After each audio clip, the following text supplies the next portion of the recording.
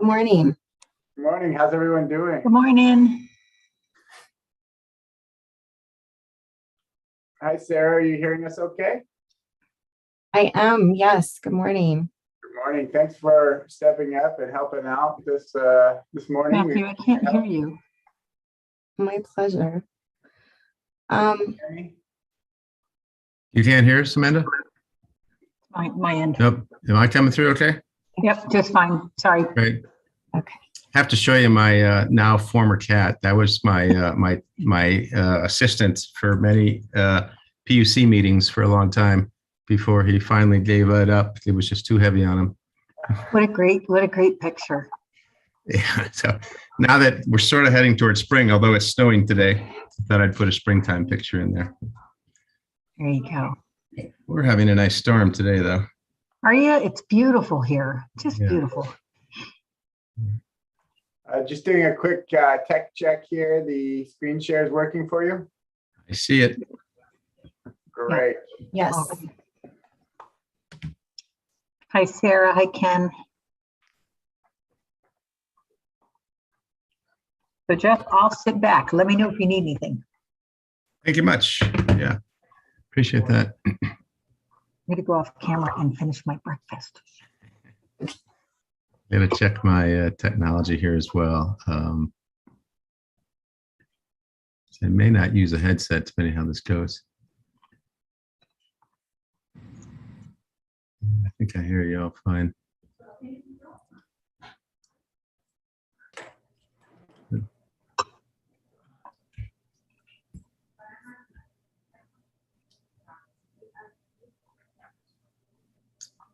Is that the Ken Costello?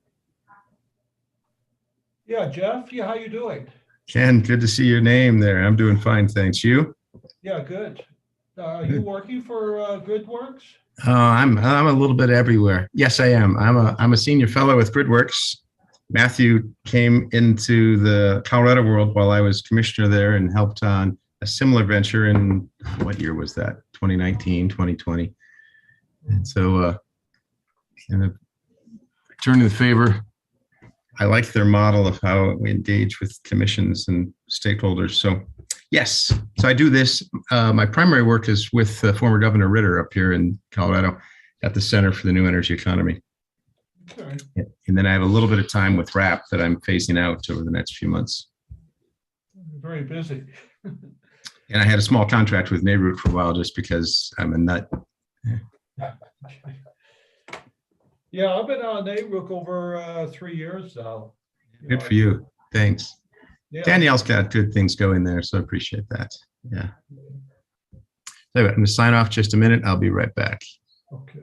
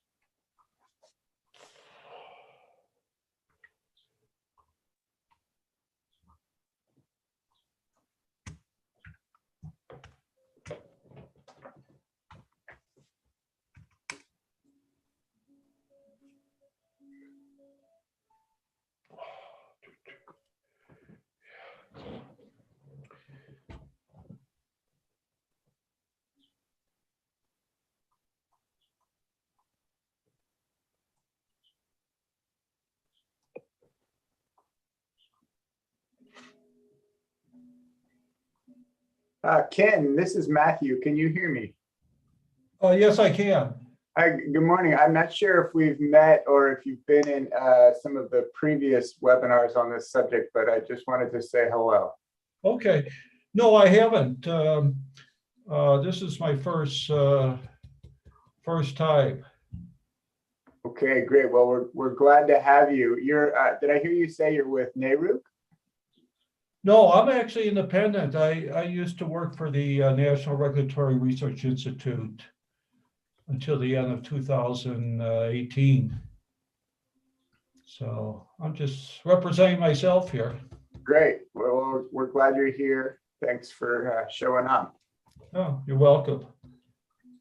Yeah, Ken, if I remember right, you did a lot of research on the gas sector at one time, did you not?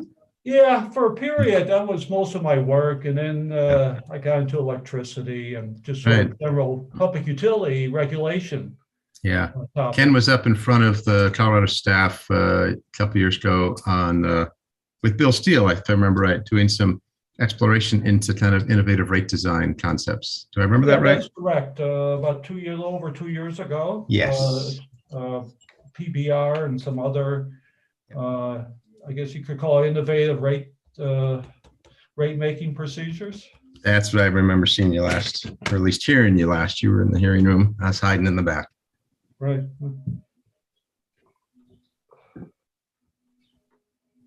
Ken, it's Amanda Orman with GridWorks also. What you said you were with a laboratory? I missed the affiliation.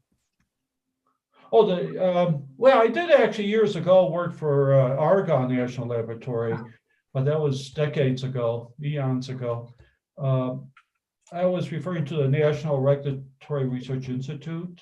They're the, EPRI, yeah. Or no, the NRI, the arm of NARUC, NARUC's research arm. Oh, sorry. But you. He's an independent consultant right now. So no other affiliation to put on your slide there, sir. We try to get folks to list their affiliation on their Zoom identity. Great. yeah, I was asked by one of the commissioners if I would participate or at least sign up. Nice.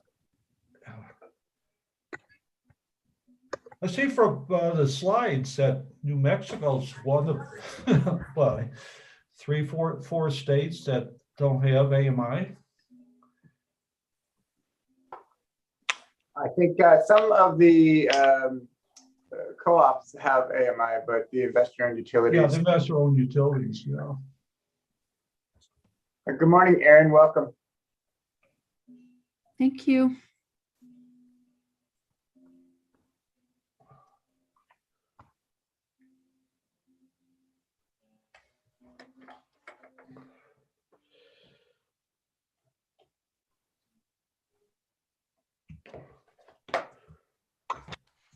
Now, Jeff, you still live in the Denver area? Yes, sir. Yeah. Right in where the airport used to be. Okay. Oh.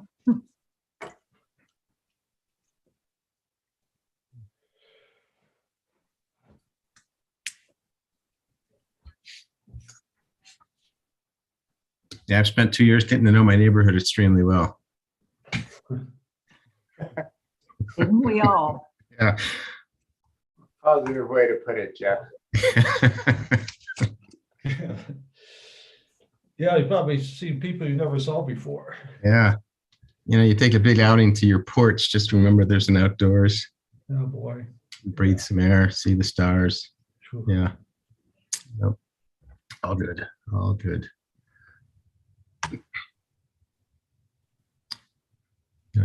The center has an office downtown. It's part of Colorado State University. That's my employer. It has a whole floor of a office building downtown, and that is really its presence in Denver, because its main presence up in Fort Collins. Mm. And in my 13 months there, I just went down for my 5th time last week. Mm. Yeah, you get spoiled that way. Yeah. Yeah. Well, I've been working out of my house now for about 13 years. When NRI left the university, they went to Maryland, and I came out here in Santa Fe and worked out my office. when I first learned about NRI, they were connected to a university in Ohio, right? Yeah, Ohio State, Yeah, the Ohio State University. Sorry. the Ohio State University, yeah. Yeah. Being from Michigan, I always have to say that with a slight disparaging tone in my voice.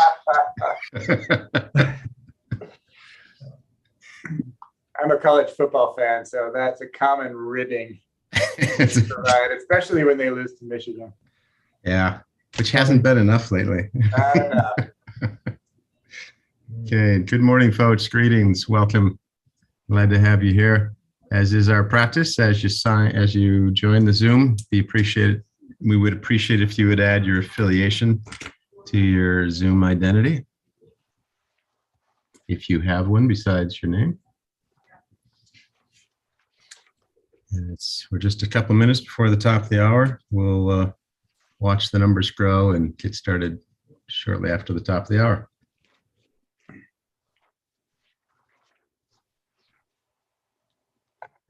Good. Jim, good to see you there. Oh, he's just connecting. It is good to see him since he's our speaker. I know exactly. Say, Jim, good to see you, sir. Glad you're there. I saw that your slides are on the GridWorks website, so that was comforting. And you've answered one of my basic questions that you go by Jim, not James. So I will call you Jim.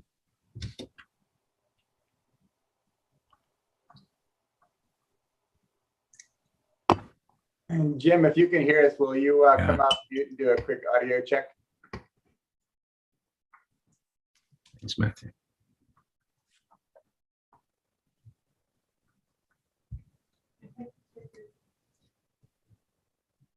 Ah.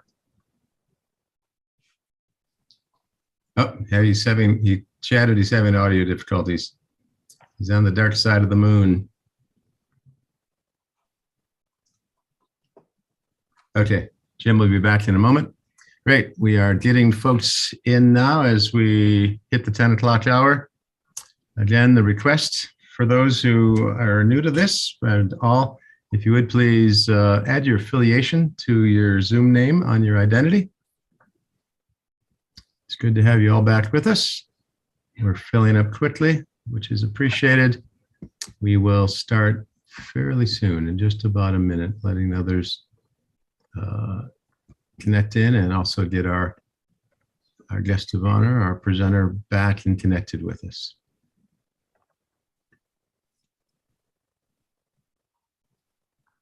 So we can do a tech check with Jim, but nobody's connecting in as we speak.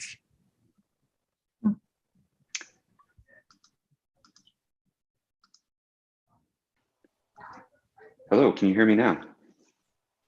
Excellent. Jim, good morning. I hear you. Good, Matthew? that's good news. Excellent. Yep, your video's coming through fine. Very good. Jim, thanks.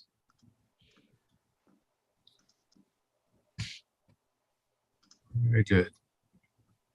Numbers are still growing, so we'll give it just another second, and then we will start. Good morning to all of you. Thanks for being with us for webinar number 3 in this series.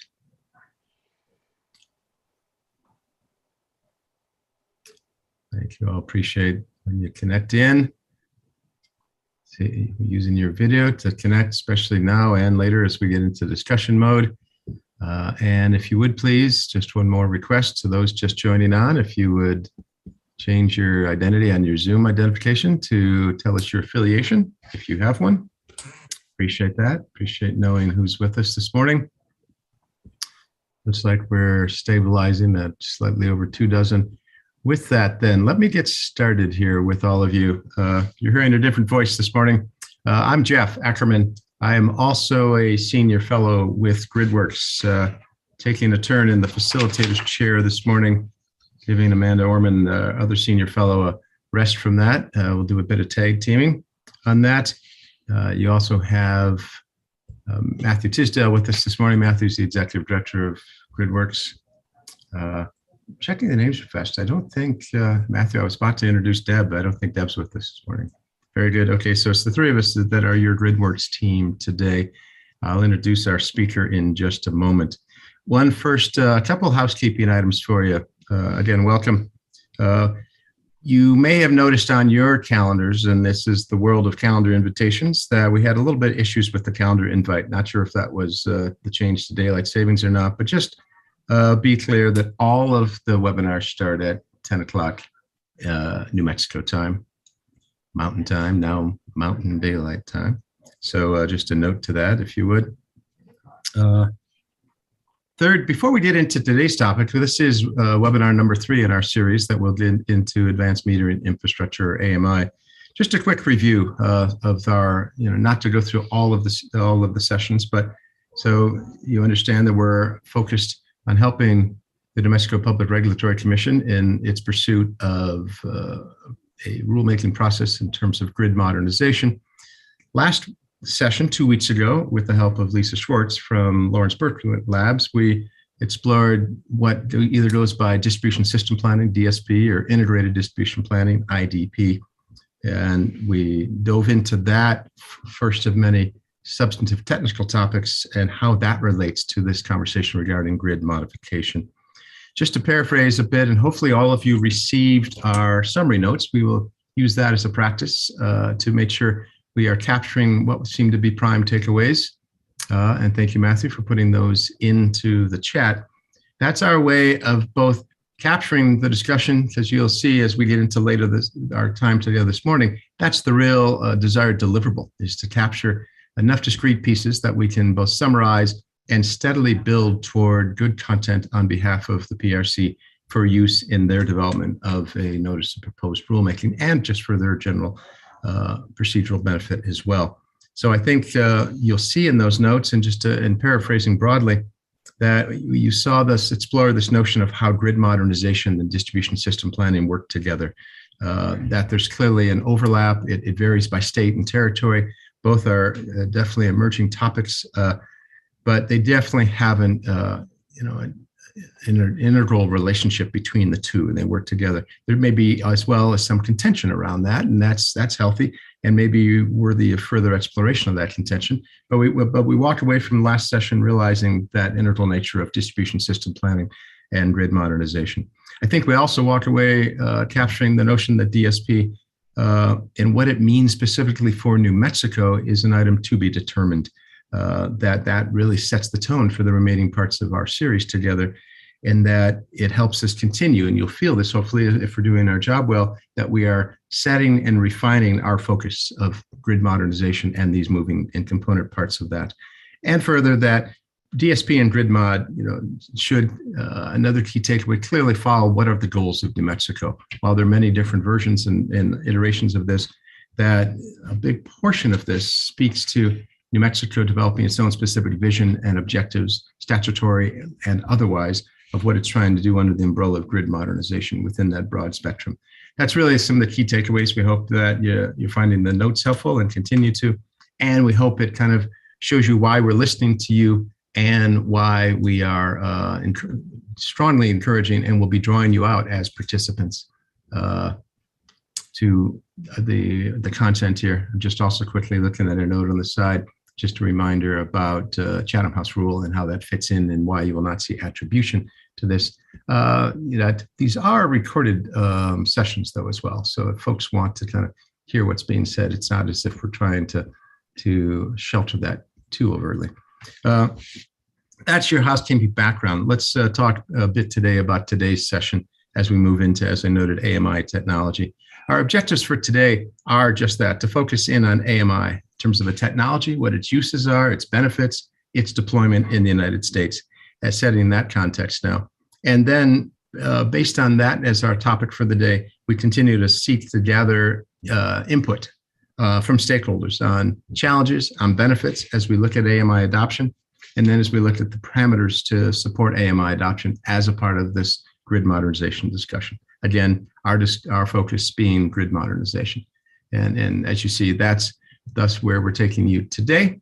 On that, we again try to stay disciplined to knowing what our objectives are. We will, at the end of the time together, ask you how well we did on those objectives, and that's the use of that survey. We'll speak to that more in about an hour, hour and 15 minutes from now. So that really gives you a sense of where we're going for today. I would also just then, as I will in just a minute now introduce our speaker, but just to give you a sense that hopefully you're getting a sense of the rhythm of how we use our time, and that you'll be listening to Jim speak on behalf of AMI. At the tail end of that, I'll be asking you for clarifying questions, clearly asking questions of, please clarify for me the following. Then we'll move into our facilitator process, and you'll get the sense of that rhythm of a very deliberate way to engage all of you in a sequence of how to best work with the material that we've heard. We'll speak to that more in a moment. But with that, let me now, since we're just about right on schedule with bringing ourselves up to our presentation for today, we are very pleased again to be able to draw upon the great expertise that comes out of the federal labs, in this case now going to the Pacific Northwest National Lab and Jim Ogle. And Jim, who as a chief engineer in the electricity infrastructure group, and as you see, a technical lead in grid communication planning, has a very deep and strong background in this area.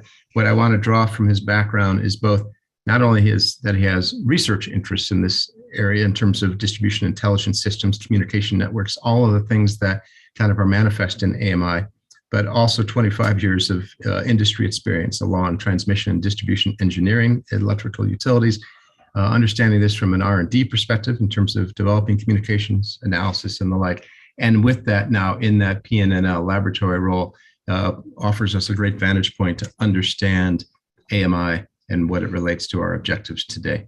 So again, listening as you would now to Jim, as I will turn the slides over to him or to his presentation in just a moment.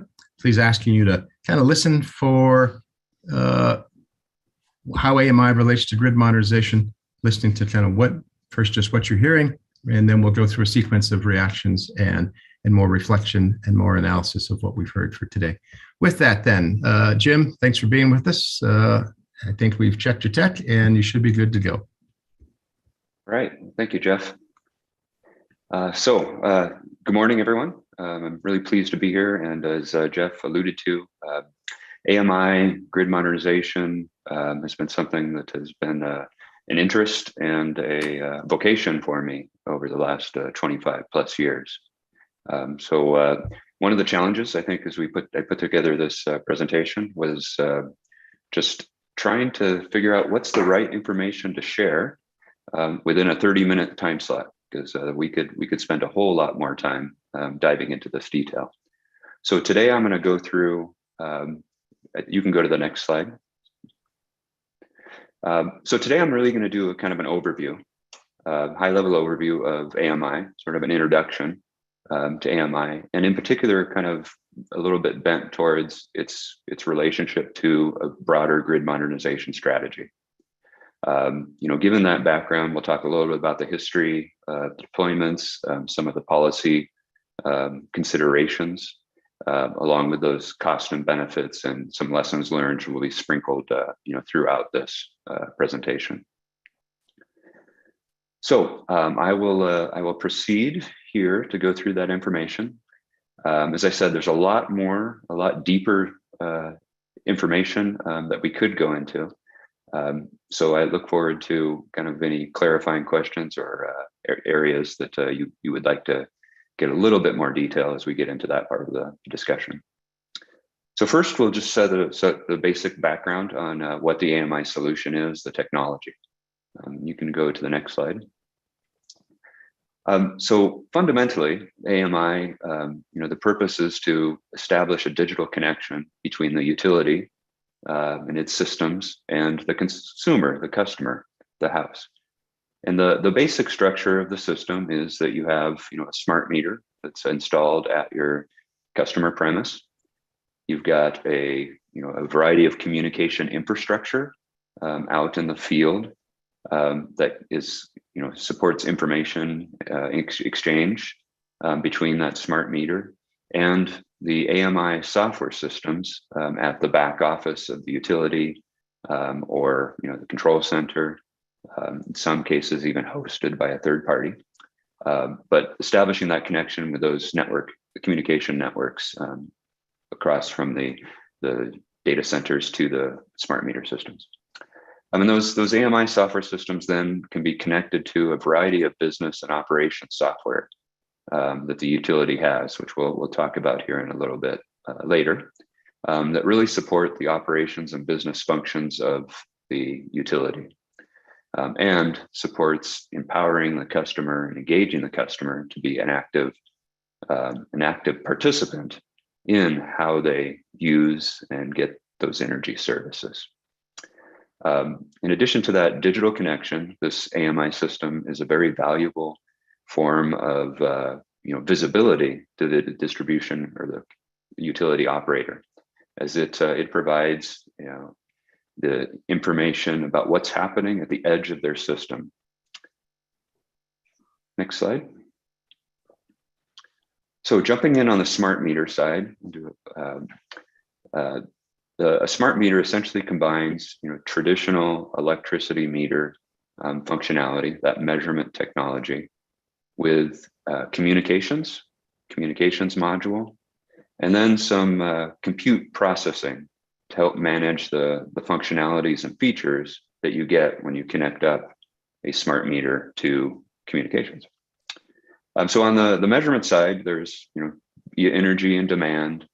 There's additional measurements for things like voltage. Depending on the class of meter, there could be a variety of other sort of electrical system property measurements, power factor, and those types of things. And all of those measurements can be configured to support profile data, where you're able to take kind of the measurement and see how it's progressing over time on a configurable kind of rate, 1 minute, 1 minute intervals, 5 minute intervals, hourly intervals, and get an idea of what your energy or consumption may be, or what the voltage profile is over time. And then the smart meters have a variety of events that they can have, including outage, outage notifications, restoration notifications, those types of things. All of those capabilities now create a variety of features shown here for the smart meter. Key automated meter reading is a key functionality. But other items such as bidirectional net metering become important. You're able to measure the flow of energy both in and out of the smart meter, which becomes important as you have distributed energy resources like solar getting installed behind that meter that have influence on the actual distribution electric system itself. And that information is important in that flow, both for the customer and for the grid operator. It enables new rate capabilities, rate programs, such as time of use measurement. Those profile data can support that. Remote disconnect. These meters can be configured with a disconnect switch that can support operational efficiencies for, say, when people are moving in and out of houses, as well as a variety of other supporting functions, which we'll touch on a little bit later. A key capability in having a smart meter, though, is being able to have remote firmware, or software update, as these are, intended to be in the field for a long time, right? You need the capability to keep it up to date, and that can be important for things now with, say, cybersecurity, right? If there's something that needs to be patched, that is now a capability, being able to download those updates and potentially add new features as the systems evolve. A more recent progress is the addition, as computing and memory has become more and more efficient and lower cost, smart meters are getting more and more powerful capabilities in that regard. And we're seeing vendors over the last few years take advantage of that, offering new applications that actually run right on this meter. It can take advantage of even more granular data that's available there to do advanced, new advanced capabilities. And those can be also downloaded and updated, over the air remotely. I can go to the next slide. On the communications side, the most AMI networks have a two-layer structure in the RF side of things, or the wireless side between the smart meter and the AMI software systems at the back office. In many cases, there's the meter communication network, which is that last mile connection between network infrastructure that gets installed on poles or towers or at a substation and the meters themselves. And then there's from that collection infrastructure that gets installed on those poles, there's a backhaul network, a wide area network that is used to bring all that data back into the operations systems. In most cases, the meter communication network is private infrastructure that the utility is going to install as part of the AMI project. The backhaul network is a combination. Sometimes there's private infrastructure, sometimes there's public, use services from, say, a communication service provider like AT&T. From a technologies perspective, based on the vendors, the market in North America, a wireless mesh is the most common form of communication networks.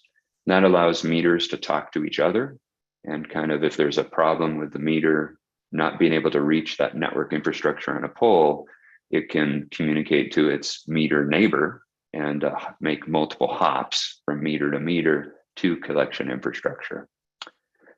There's also a power line carrier that's involved, and sometimes cellular direct connect meters. Across these networks, there's a variety of standards, and over the last 10, 12 years, the standards on the meter communication network side have been evolving and maturing. One of the developing communication standards for that layer. One of the standards that has been gaining in deployments is called the Ysun Alliance, and it's a RF mesh based standard primarily, and it supports IEEE standards, who are also the people who make Wi-Fi standards. From a meter perspective, there's the ANSI C12 and C1222 are associated with meter data that gets transported over these network standards.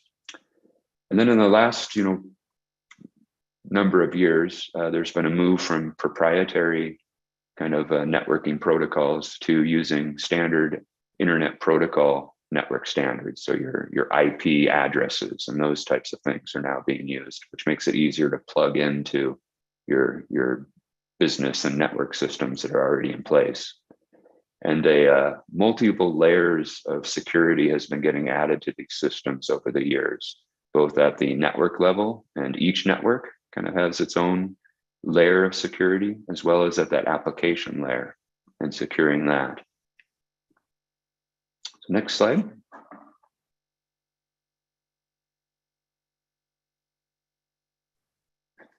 At the software side, we look at this and say, we can see that at the, that AMI collection software usually contains some function to help manage the interactions with the meter and manage the processing of the data, as well as manage the network itself. So that communication network, and then network security that comes along with it.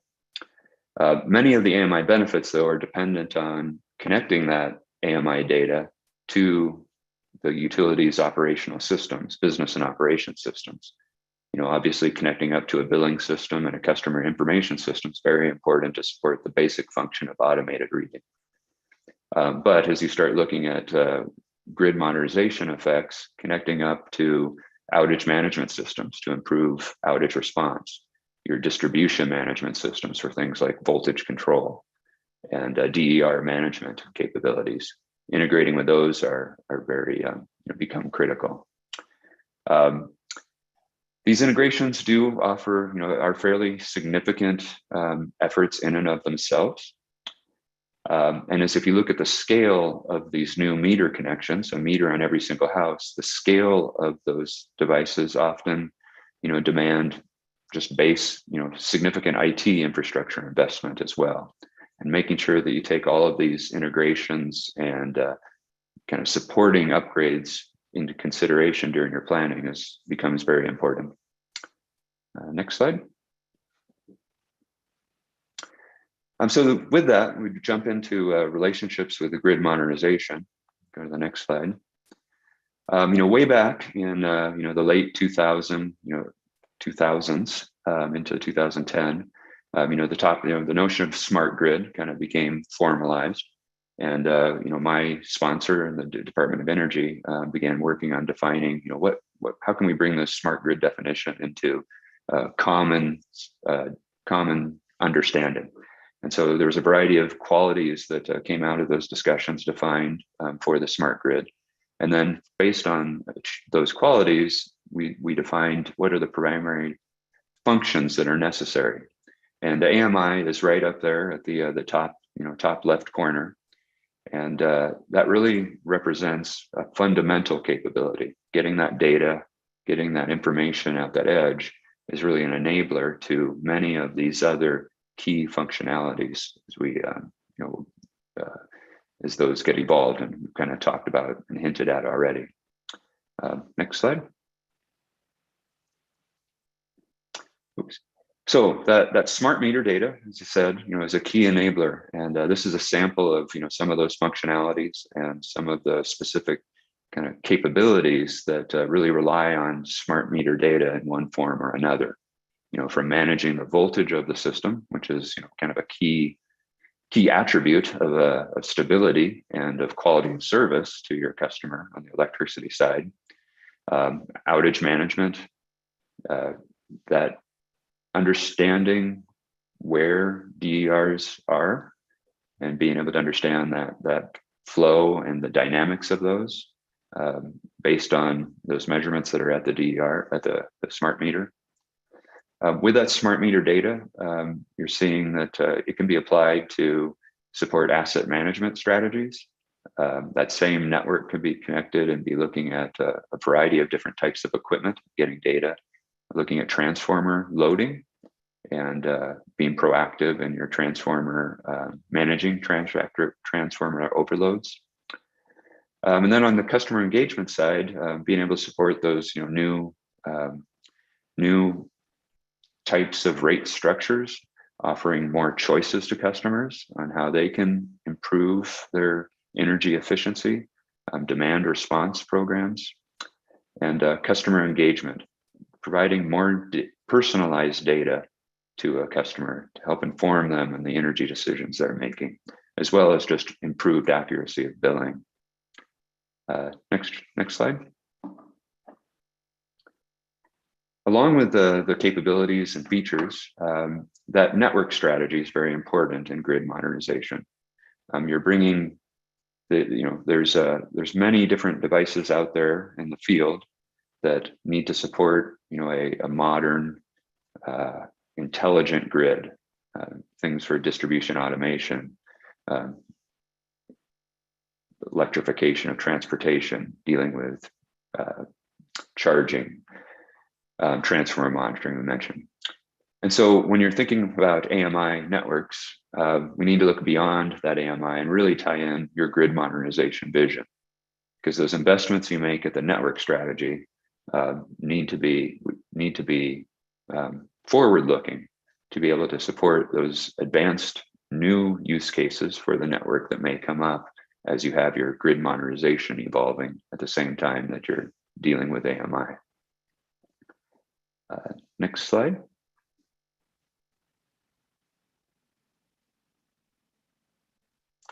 So now we'll talk a little bit about kind of the deployments and policy and what's been happening in the last few years.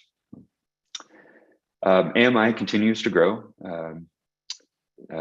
It's now, we are now over 100 million smart meters deployed, and there's more business cases that have been approved and more deployments planned. So continued growth here and deploying these AMI systems is expected. Next slide. Looking at that a little bit more detailed, there's many states here in orange that have smart meter penetrations between 50% or greater, up to approaching 100%. And this covers both urban as well as rural locations, and IOUs and cooperatives and municipal utilities as well. Next slide. So that the AMI really started increasing with the Smart Grid Investment Grant Program back in 2007 and the 2008 Recovery Act, and that those offered some matching funds to help accelerate deployment of AMI as a foundation of the grid, a modern smart grid. And since then, those were, I think, as part of that project, there was well over 50 projects, close approaching 100 projects that were captured within this DOE monitored smart grid investment program. Since then, that there's been continued approval of AMI business plans by regulators. Often these are integrated with broader grid modernization and general rate cases, which is good, looking at this holistically.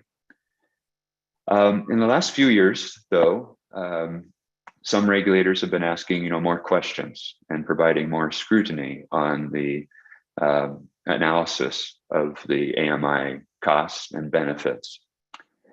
And there's, articles and discussions around the customer benefits, and the operational benefits have been fairly clearly demonstrated with a cost benefit analysis, but the customer benefits have been a little more difficult to quantify and show.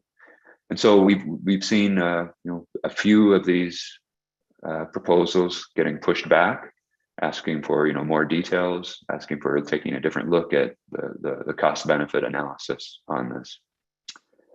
One of the policies that has been being debated over the last, for quite a while here in the AMI industry, is related to being able to opt out of a utility's AMI smart meter program for a variety of reasons. Some customers may not want to have a smart meter, and we'll see on the next slide that sometimes that's related to data, privacy concerns.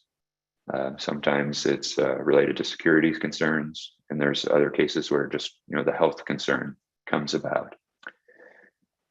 So the utilities have struggled a bit in trying to understand how to deal with having to maintain the customer opt out and decide they don't want a smart meter, and then still incur some of the operational costs that are associated with having to manually read meters, as well as not being able to provide consistent service to all their customers.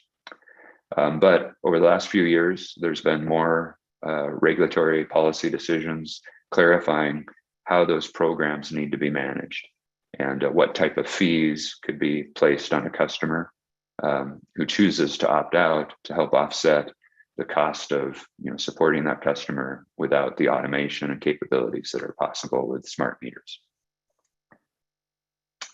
Next slide.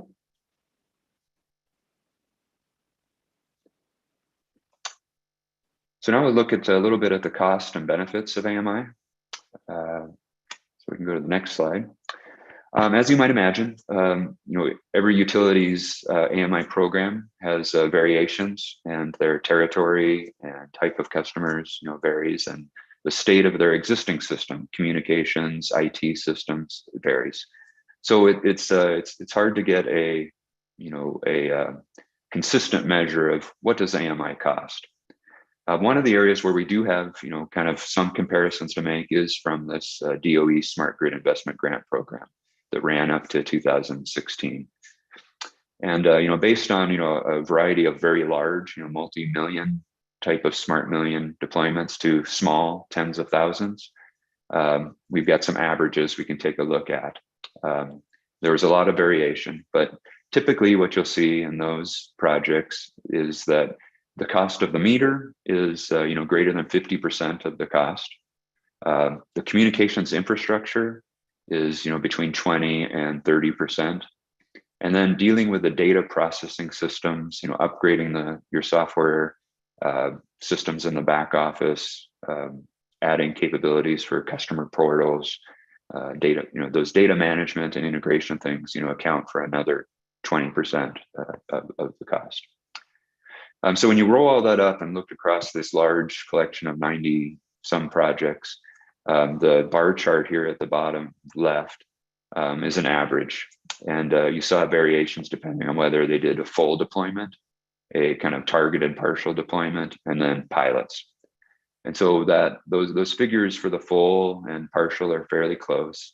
And you'll see from a dollar amount, roughly the same kind of distribution gets averaged out, in that $300 to $350 kind of rice range is what was experienced there. Those pilots, you'll see, they're typically small numbers of devices.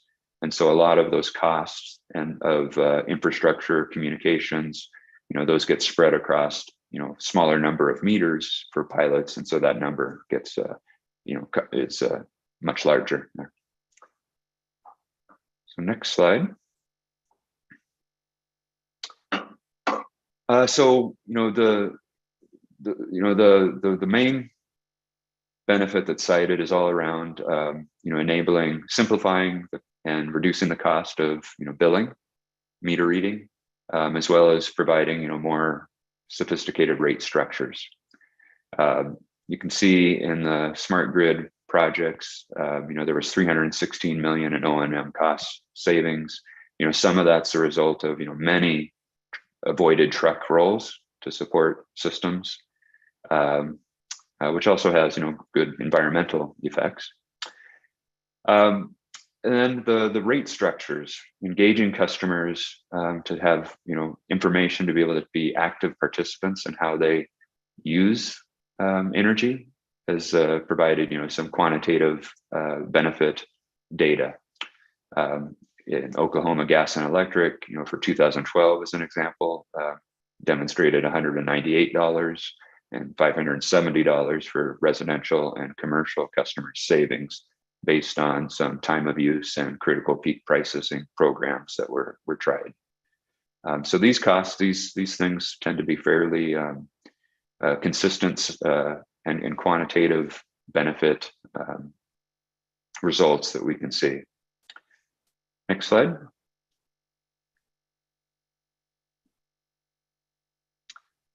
Looking beyond those, we can look at some, starting approaching more distribution automation type capabilities.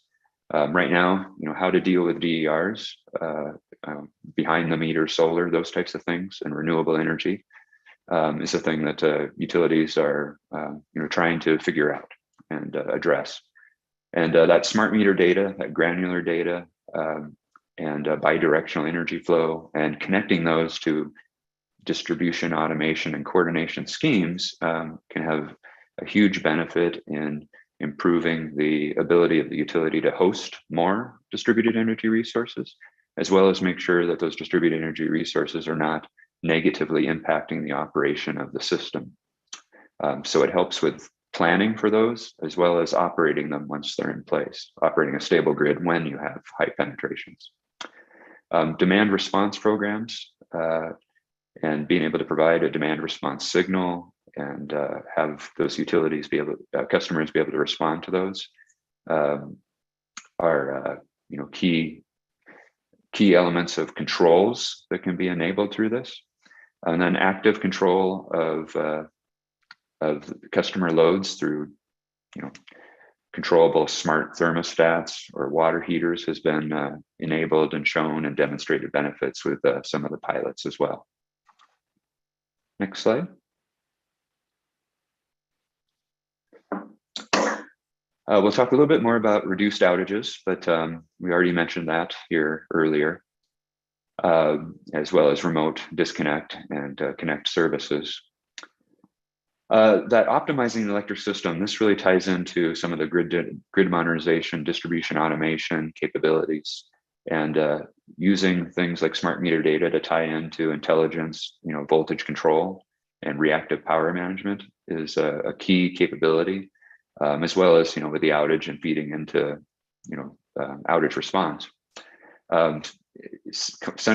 Conservation voltage reductions has been very successful at demonstrating reduced line losses, peak demands, and energy savings. And this is one that actually can be passively realized without having to have feedback from the customer. And example here from the smart grid program was CBR resulted in 2% energy savings for all customers. Next slide. Hurricane Sandy was a demonstration of the outage capabilities. And there, we had an example of three different utilities that had different levels of smart meter penetration. Pepco, that had, a significant number of outages, but had the largest smart meter penetration, was able to restore service to 95% of their customers within 2 days, which, restoration in the other territories took much longer. And then Pico, even with a 10%, did see, benefit between those customers and their other customers and being able to reduce that outage time and number of truck rolls. Next slide.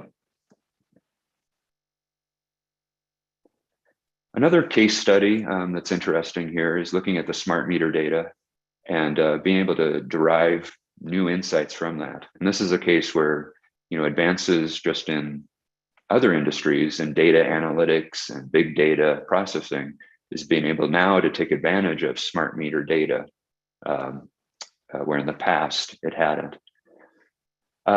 So in a data privacy safe way, Illinois has allowed smart meter data to be able to be available fairly broadly using a 15 by 15 rule. And that 15 to 15 rule means that the smart meter data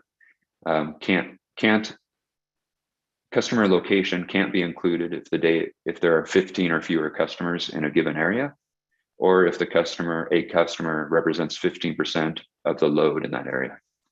So what Illinois Citizen Utility Board did is they had a study where they looked at this smart meter data for 2.5 million customers and looked at the energy use. And this chart shows that different energy use patterns over a day. And you'll see some clusters of those, some patterns evolved, where you had kind of people with at the low end, the bottom two that had fairly low energy consumption, and then towards the top end that had much higher peaks. And what they were able to do is correlate this smart meter data with their demographic data. And they found that the ones with the low power consumption generally were in low income areas, and that they were using less electricity and contributed less to the peak load. So, this was demonstrating a possible case where, peak load drives overall system costs higher because utilities have to build infrastructure to support that. And that gets, spread out over the rate case to all of the customers. But low income customers, as low peak demand energy consumers, could be kind of getting paying more than their fair share of the electricity in this study. So this study kind of demonstrates, another use of smart meter data, providing kind of new insights, and it allows, regulators and utilities to think about, the effects of rate structures and inform programs and environments. It also stresses the need to have, the value you can get if you do establish data privacy preserving rules to be able to leverage this data. Next slide. I see I'm at 30 minutes here. Is it okay to continue for a few minutes?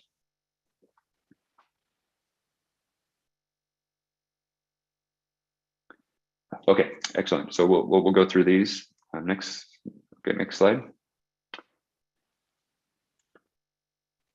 Sorry, Jim. Yeah, you're fine. Just a couple more minutes, but yeah, your next 4 slides are very helpful. So please add those to the conversation. All right. So the states without significant penetration here are listed, and of those, there are a number that have approved AMI rollout, but those rollouts have been limited so far. Some of these states have rejected initial AMI plans due to cost effectiveness concerns, but they've revised, that working, having the utilities work and working with the utilities to address concerns. Generally, concerns are are centered around the cost effectiveness, cybersecurity, and data privacy. And so the cost effectiveness issues have seem to be things that can be addressed by utilities with a little bit more detail, addressing vagueness, improving cost benefit analysis. Some of the things that have evolved out of this is taking a more phased and targeted investment plan, where only parts of bigger proposals were approved. And then, being able to have data from a pilot has been useful for demonstrating the value streams to help work through some of these questions. In the last few years, looking at some of the things happening in New York and on the East Coast, there are more questions around just a hard cost benefit analysis, looking at some of the less quantifiable benefits and understanding the full range of near-term and future benefits, especially relative to customers and what they get out of it. And so, the New York Public Service Commission has been asking and requiring people to specify both of those types of benefits and kind of a future plan, and really look at trying to establish a better future vision that can be understood and with input from a broad set of consumer stakeholders, utility, as well as policy. Next slide. The data privacy and cybersecurity concerns, is very important as the value of sharing this data becomes more and more important. And it's important that the AMI plans have a data protection strategy, and we're seeing that utilities now, just I think because of all their existing systems they have to work with, can apply existing data protection strategies from IT and other industries, and we see those becoming part of the guidelines from solution providers. The 15 by 15 rule we mentioned is a common way that people are looking to address privacy issues. And Illinois was one of the few states so far that has required that data is shared in that manner.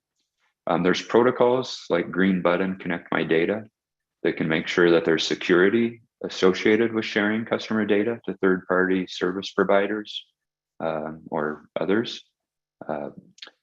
And then the cybersecurity, there's been a lot of advances in the last 10 years in improving cybersecurity and ensuring that both from a vendor perspective, building in cybersecurity from the beginning of these development of these products into hardware, software, network layers, and for utilities also looking at this holistically.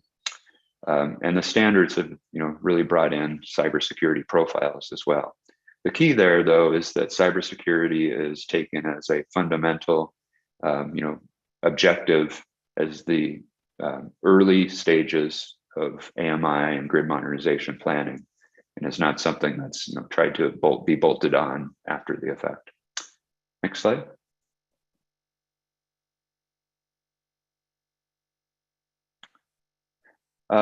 There's examples of people being able to provide this data and to customers to help them make those decisions, and it's clear that being able to provide targeted, personalized energy insights has a big impact in allowing customers to improve their energy efficiency and take advantage of pricing programs and the options that are out there for them. Providing data to non-utility service providers using something like the 15 by 15 rule really helps with this. DT Electric has a good example where they partnered with Powerly to provide a mobile-based application to provide those customers personalized insights, those that opted into this program. And then given that their residential change management program achieved significant energy savings and reduced demands in 2018. Next slide. Finally, again, I wanted to stress the integration of AMI into the utility systems is a fundamental part of gaining the benefits of AMI and supporting your grid modernization efforts. There's a lot of data that requires planning for those infrastructure investments on the data management and processing side, integrating with different systems that have been developed in different points in time and from different vendors takes a lot of time. So planning for that cost and planning for the schedule for that. And then dealing with just the significant increase in the scale of connected devices and all of the IT processes that are required to support that need to be considered. And that should conclude the presentation. Great. Yeah, thanks, Jim. Yeah, and as mentioned, as others asked in the chat, the slides are available. They're at the GridWorks website. The link is in the chat because the resources that come afterwards are integral to that presentation as well. Jim, thank you for laying all that information out. Welcoming everyone else back now into the conversation. As is our practice, the first thing I would ask you all to do is, based on what you've heard so far from Jim's slides, from his presentation, see if any questions come to mind for any of you, literally of a clarifying nature. Literally, Jim, please clarify the following. So either just by raising of your hand through the reaction approach. Commissioner Hall, greetings. Good to see you. And we'll turn to you first, please. Okay.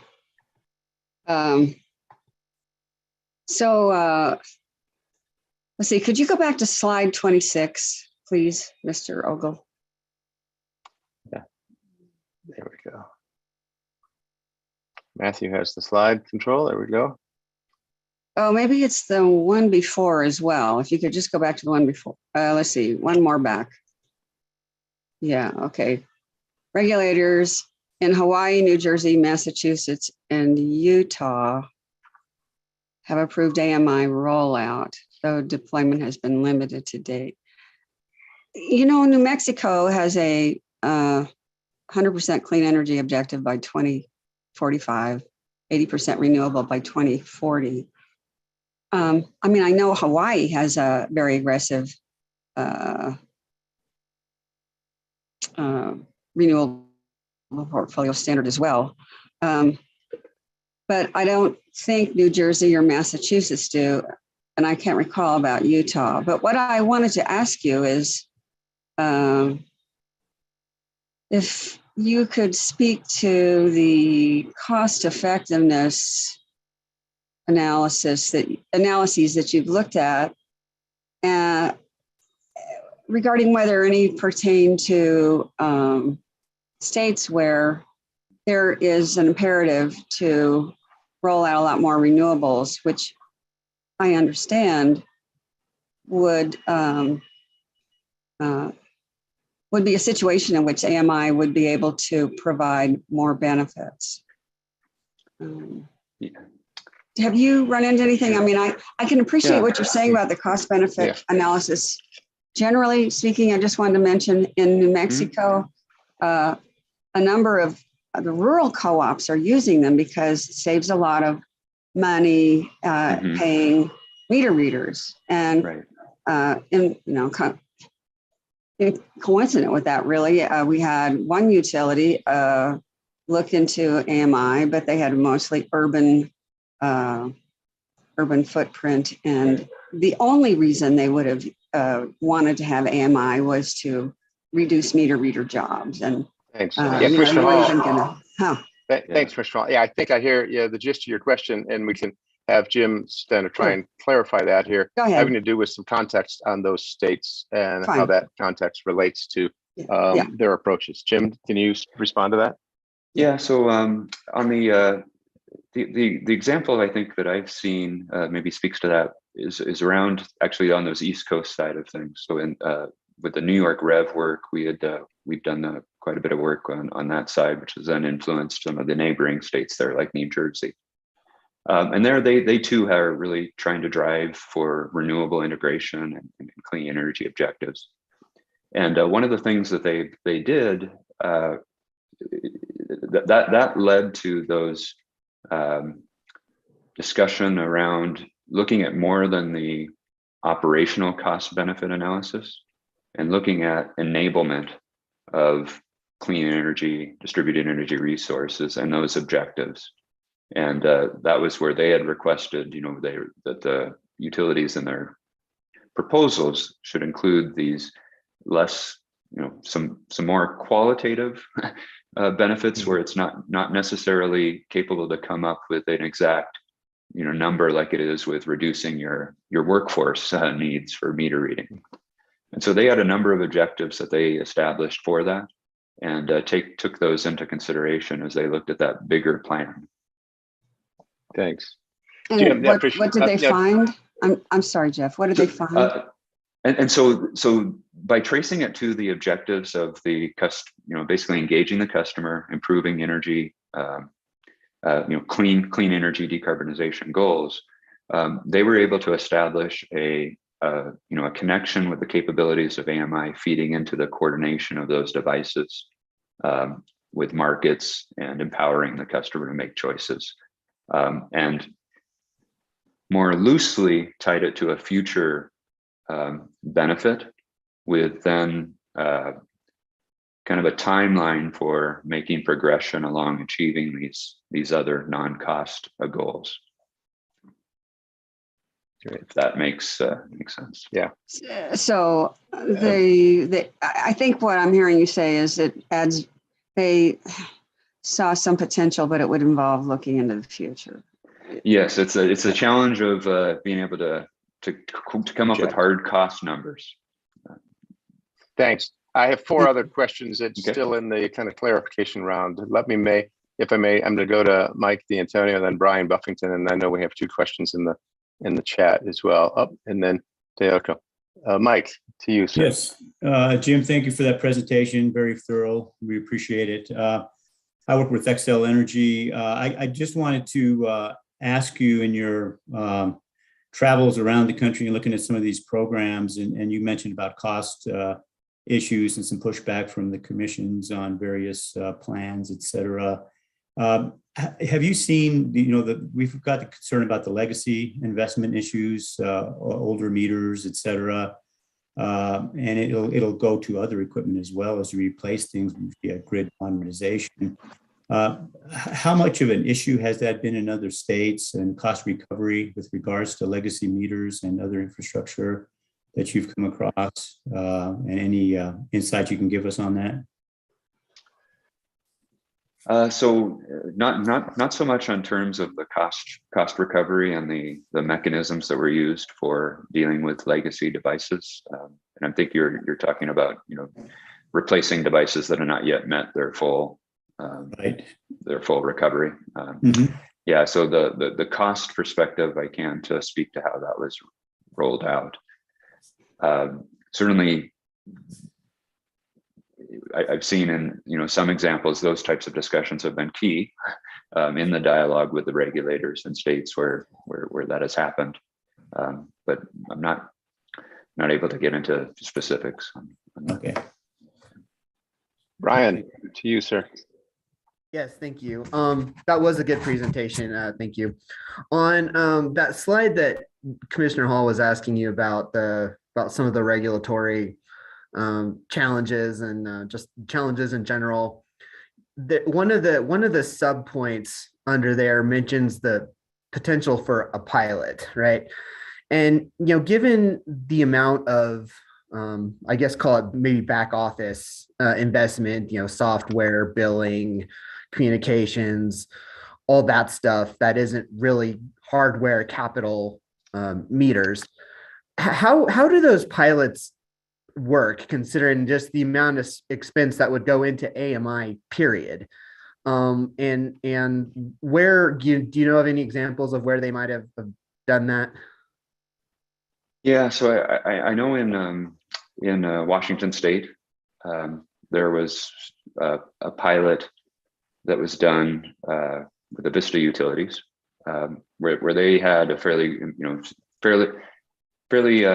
forward-looking grid modernization strategy, but similar to the question around these cost benefits, it was hard to quantify what those cost benefits were, and so they did do a pilot working with a utility AMI vendor for about I think 40,000 customers out of 450,000.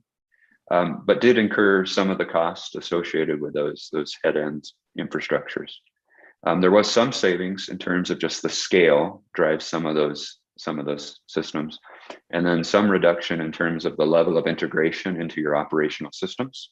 You have a simplified approach and you don't fully automate, but they had enough of a working through the examples of the programs like the voltage monitoring, the new pricing TOU, to help build up, kind of inform a strategy when then 5 years later or 4 years later, they actually bid a full state rollout.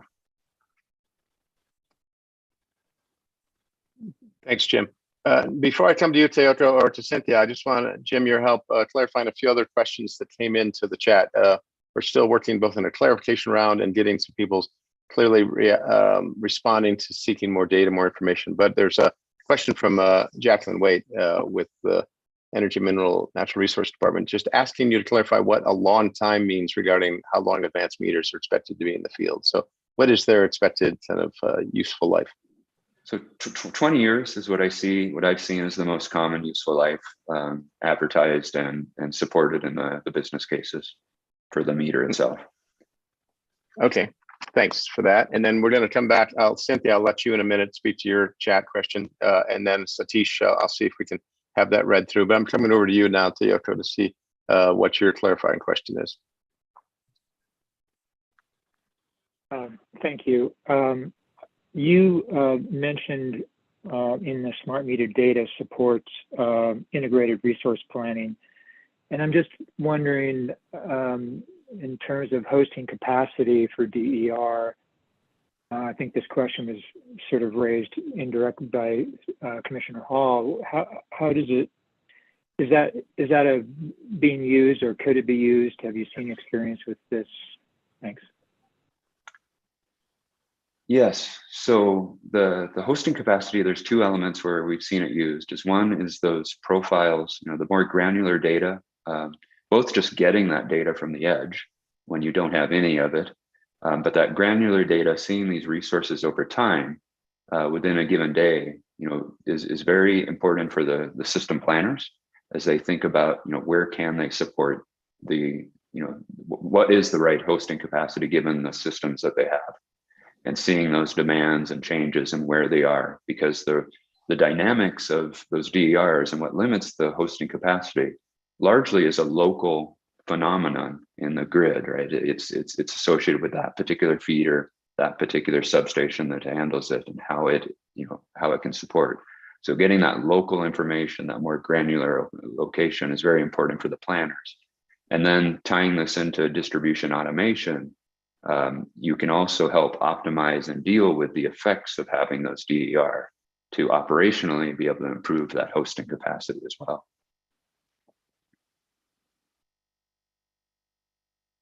You're muted, Jeff. Sorry, thanks, Commissioner. Coming to you in a minute, Cynthia. We're both looking here to still clarify what you heard. A lot of, in these clarifying, people definitely are also reacting to, this has had an impact on you. I'm sensing a desire for more understanding, more data, more kind of validation, more, including then I see, for example, a quick question to you, Jim, in the chat of looking for like best practices regarding network architectural design. Is that something referenced either in the standards or out in the industry? Are best practices information readily available? There are. So one of the resources you'll see is a citation from Cisco, and one of the drawings that I have is also derived from some of that Cisco literature. So there are resources available. That one is one that's there, but the AMI system providers also will have information around case studies on deployments and network architectures. Excellent, thank you. So Cynthia, to your question that was in the chat, or paraphrasing that, because where we're going, ladies and gentlemen, from these questions is to go into a steadily more engaged level with you as to kind of what did you hear, what kind of reactions, and then interpretation, and then moving to kind of a full cognitive engagement as to what does this mean and what should we take away. That's where our conversation tries to go. Cynthia, help us with that if you would, based on your question. I'll try. Thank you. And I wanted to go back to Commissioner Hall's question, observation about whether the cost effectiveness relationship has improved relative to states or jurisdictions with renewable energy or clean energy standards. And I'm going back to the white paper by IMRED on AMI, and they discuss Xcel Energy's 2016 proposal that was approved by the Colorado Commission to do a state-of-the-art AMI. And I'm assuming that either at that time or as this has progressed over time in its implementation, that Colorado at least has incorporated into the benefits analysis, the benefits of clean energy and reaching certain standards. And so I guess I'm wondering if anyone on the call or Jim, if you can speak to that. And is that a way that not just with Colorado, but say with the surrounding states or any other states, that we can move up the learning curve a little bit quicker and get to beyond pilots to partial to full implementation, and feel and have solid data and confidence about it? Thanks, Cynthia. Jim, before I respond, at the risk of inappropriately paraphrasing, I think what I'm hearing in this and the other conversation is what can we learn about benefit cost calculation processes? To your earlier slides saying that I think was one of the lessons learned is the challenge of how commissions can effectively apply benefit cost in this, looking out to the future, and what Commissioner Hall was talking about, how do you project the future? How to put more frame around that? What else can we learn about that? What can commissions look to kind of get their hands around benefit cost on AMI type investments and the like? Can you add more to that, Jim? I think that's well put. I think that's where deeper dive is appropriate. I will say, like the New York approach was good, or was an example that could be looked at. Washington State, and with the recent rate cases and approvals with Avista, is another example that I think clean energy was a key part there. So I think that looking at specific examples, okay, we can get more information.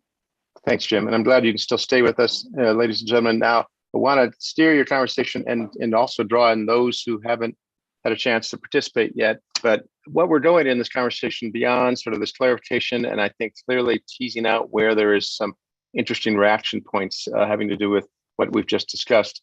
Now, take you, ladies and gentlemen, into a bit more of what else did you pick up from Jim's slides in his presentation? Other sort of kind of gut reactions of things that maybe surprised, concerned you, pleased you. I would say, for example, seeing a slide that shows New Mexico on the map at somewhere between 0 and 15% AMI or smart meter implementation might be a surprise. Maybe it's known, but I think it sets a context point. Other things that surprised you, and because off of that, looking to then start to dive into a bit more of, so we're reflecting on what you heard, and then I want to take you from there as time allows into other insights in things you heard that we should capture that will be helpful to this process and to the PRC. So Jim Ellison with Sandia, I see your hand up, sir. Hi, yes. It seems that the cost side of AMI is relatively clear, but that the benefits depend greatly on what you do with the advanced meters.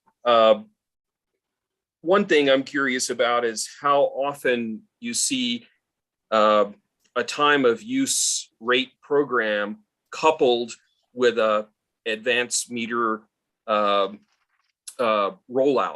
because I would think that would be one clear area where you could see benefit. Thanks. Thoughts, Jim Ogle? So in the research and experience I have, the time of use rate applications seem to be, majority of those have been related to smart meter programs and leveraging the smart meter data to support those. And that's where some of those, examples that we're stating, some of the, savings in energy and savings in cost could, do have direct measurement. But would those be voluntary or mandatory programs? I think in the cases that I've seen, they were opt-in programs.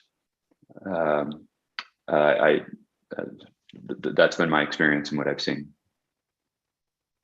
Thanks. Commissioner Hall, before I come back to you and follow up with you further, Jim Allison and others have raised a question, I think, in this phase now of kind of reflecting or interpreting on some of this. Going to put the folks from Excel on the spot. Mr. D'Antonio, I saw you brought Chad Nittel along. I recognize Chad's name from being a witness in front of me in Colorado, so I know he has some expertise in this area. Anything you can offer as an insight? You heard somebody reference Colorado as an example regarding benefits and costs and how to go about calculating and gauging these type of matters in front of a commission. I'll give you a chance, either Chad or Mike or others from Excel, to speak to that experience and what you could offer to this conversation. Chad, I would defer to you. I don't have any specifics on the Colorado stuff. Chad, are you available, sir?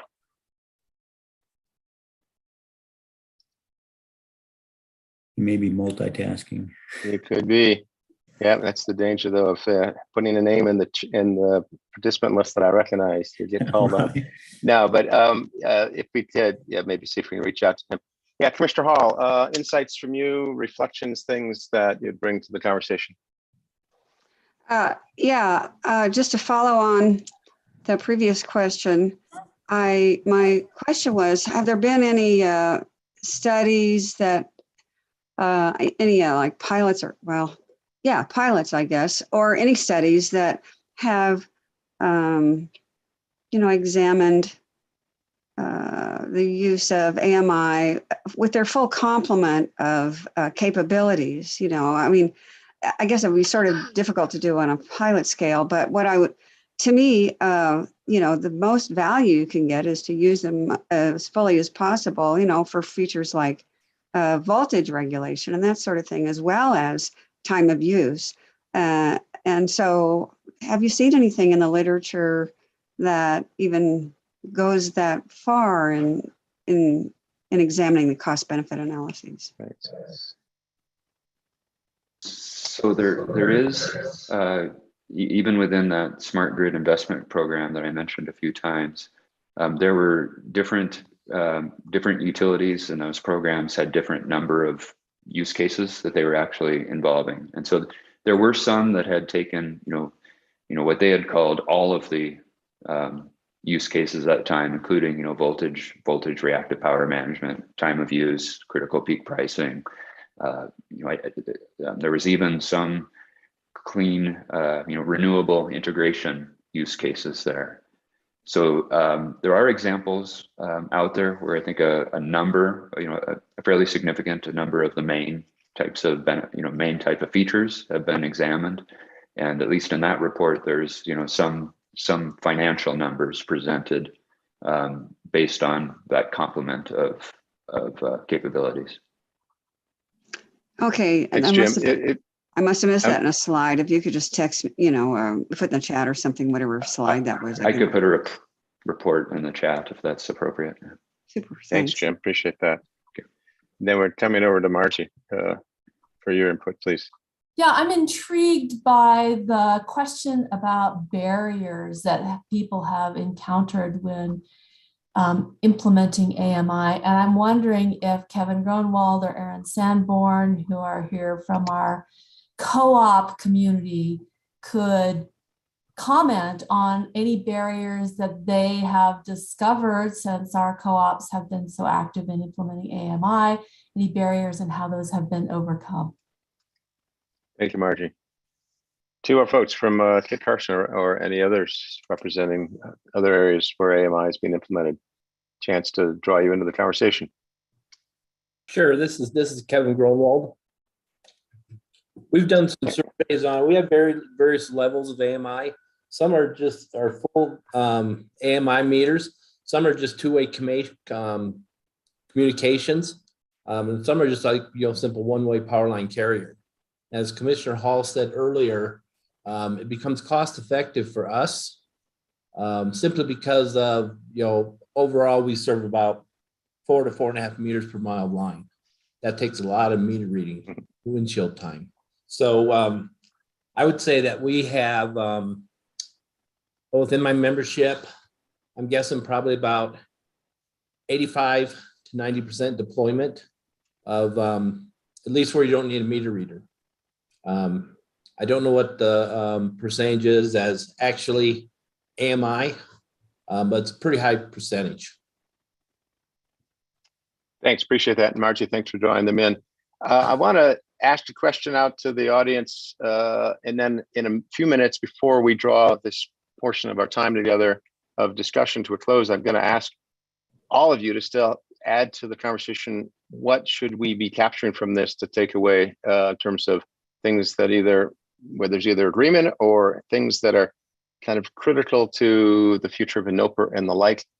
We will get to that in a minute. But before we do, to this conversation that has been happening for the last 15, 20 minutes with Jim and others of how these type of investments, AMI, to Jim's slide, speaking to DOE seeing smart meters as integral and smart meters having a cost. I'm calling upon you, the folks in particular, I'm thinking of WRA or others who are practiced and proficient being in the regulatory process as a participant, as well as the utilities. What do you see here? What kind of reflections, insights do you have about what this means to how to handle this regulatory process going forward? This kind of new arena from bringing in clearly identifiable significant costs with a variety of benefits associated with them, current and speculative, and how do you handle that as a regulatory matter in front of the commission? WRA and others, drawing you in first to this conversation. What do you see there that we should be looking at? Pat, thank you, sir.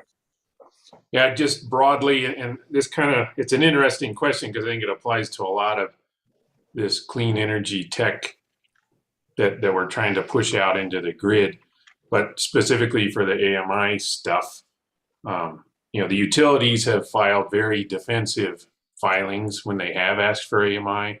It's been very narrow in the range of cost benefits. They haven't wanted to claim benefits that they weren't exactly sure that they could achieve. And then when they weren't exactly sure how to achieve them, they certainly couldn't put a dollar value to it. And then on the side of the folks that were reviewing the applications, the stance was more, I dare you to prove that this works, rather than here's something that is widely accepted across the industry.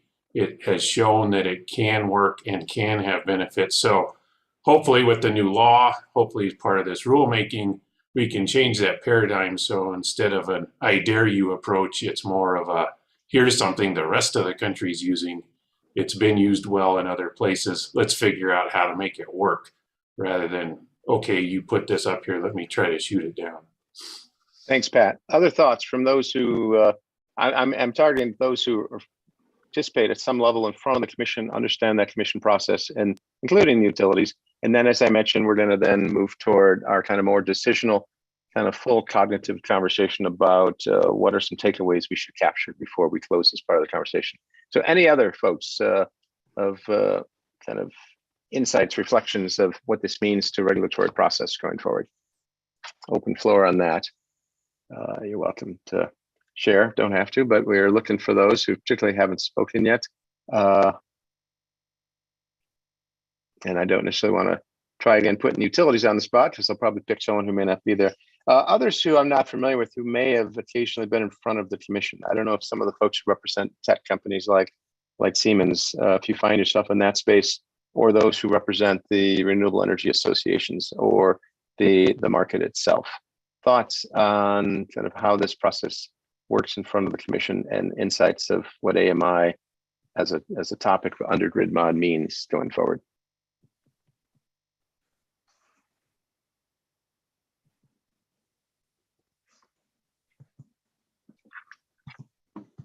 Oh, Adam, thank you. Thanks for raising your hand. I see you, sir.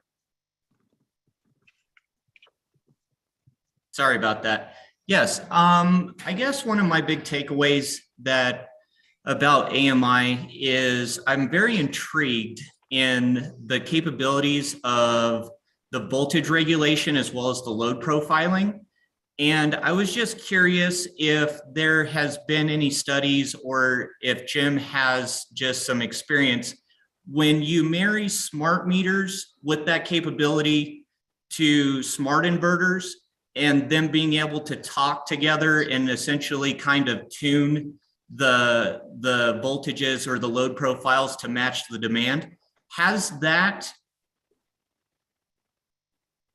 created a scenario where utilities may not have to do infrastructure upgrades on substations, transformers, so on and so forth? So could that be, I guess my question is, could smart meters and DER with smart inverters essentially be a cost-effective way to open up some closed circuits, but also prevent maybe some unnecessary upgrades that these things could do in turn of just hard infrastructure upgrade? Thanks, Adam. Jim, can you speak to that with technology a bit?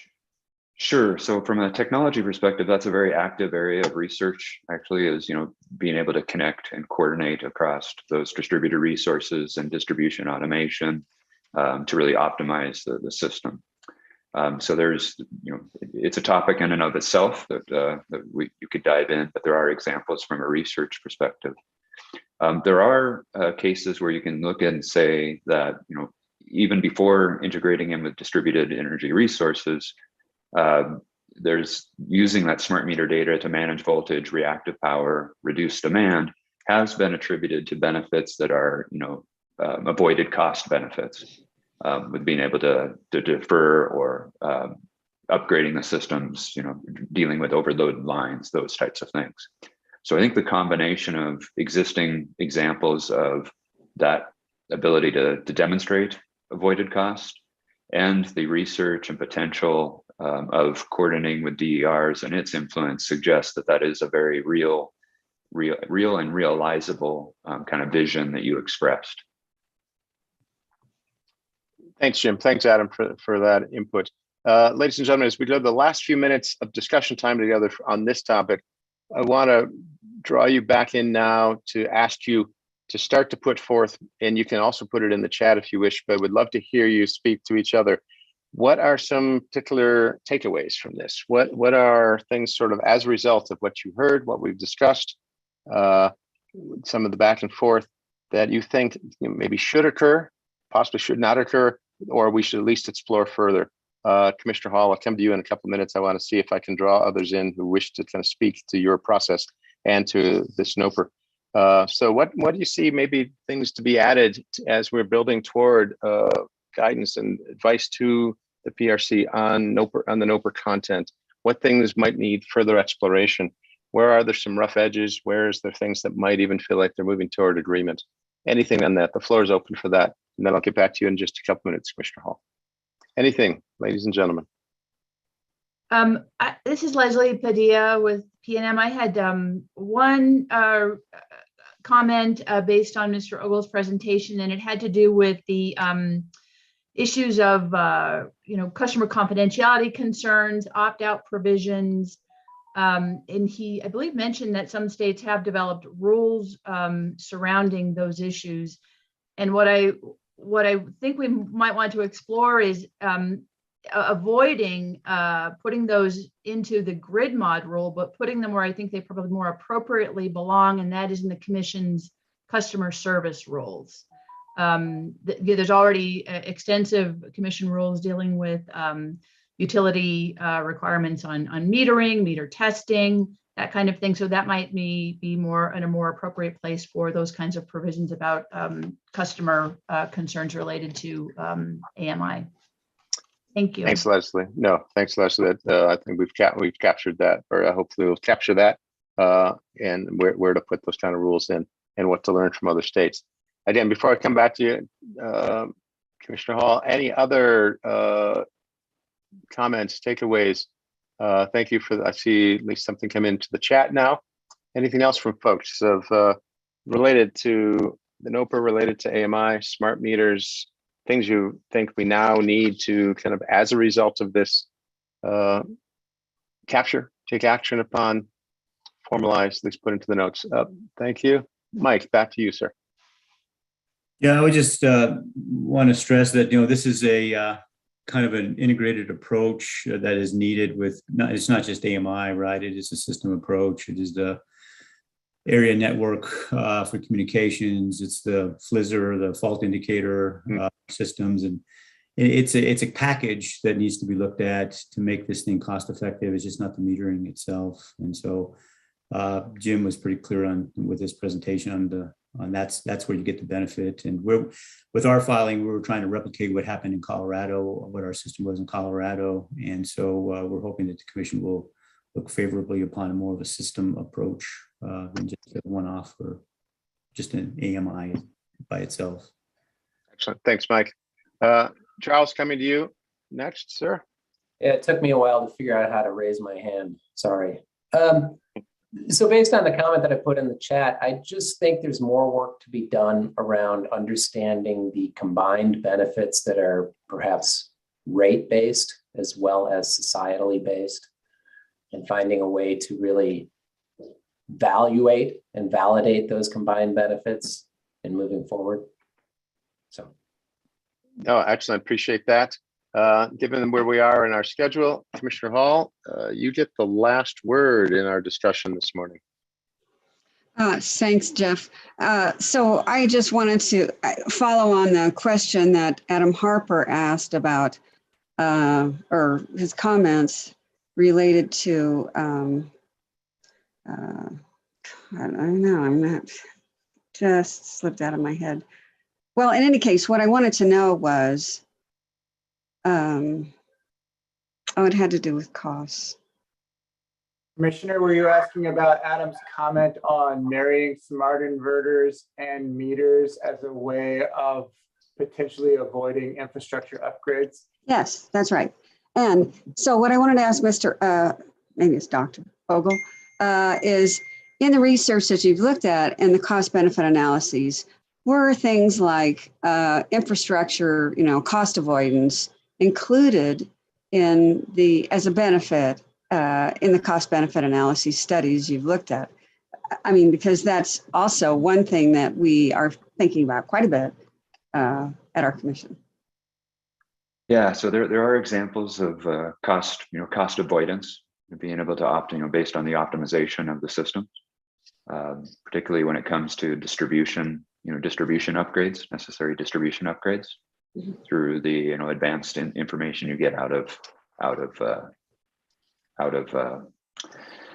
data that you have there. I did not include those references in the presentation, and I'm not quite sure how follow-up might work with this from Jeff or Matthew. But, right, that is something we could follow up with. Thanks. Yeah, you can connect back to GridWorks, and we can add that into put that online, and that make sure that that's reflected in the notes in the record as well. Okay. So we appreciate that, Jim. So, and if somebody could make sure they get sent to me, I'd appreciate it. Yeah, sure thing, Commissioner. Thank you. We're at about 5 minutes before our appointed time to end. First thing I want to do is, Jim, thank you both very much for you and the folks who supported you on putting a very substantive slide deck together, doing it for the benefit of New Mexico PRC in this process, and then spending time with us today, presenting that, and then allowing yourself to be the foil for a whole variety of Q&A. So it's been most helpful to this process. So thank you, Jim. Second, to everyone else, thank you for actively participating, for staying involved in this for the whole time. I take you now quickly back and remind you that when we started at the top of this time, we set forth 2 objectives for you. And that was really, as noted, this time we're focused on AMI technology, its uses, benefits, and deployment. And then from there to engage in stakeholder input on challenges and benefits, as we've just been discussing.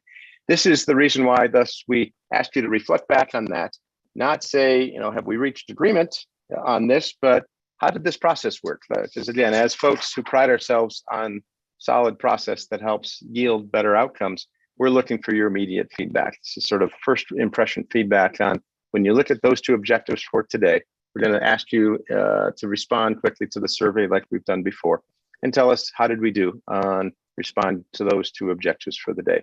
So with that, we are going to try and put a survey up. Thank you for setting that up, Jeff. I'm just going to call on Sarah Valencia to launch the poll.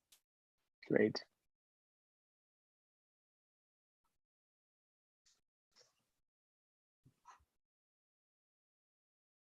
Thank you, Sarah. Excellent. So everyone just take a second or two to respond to that, and then we'll have instant results.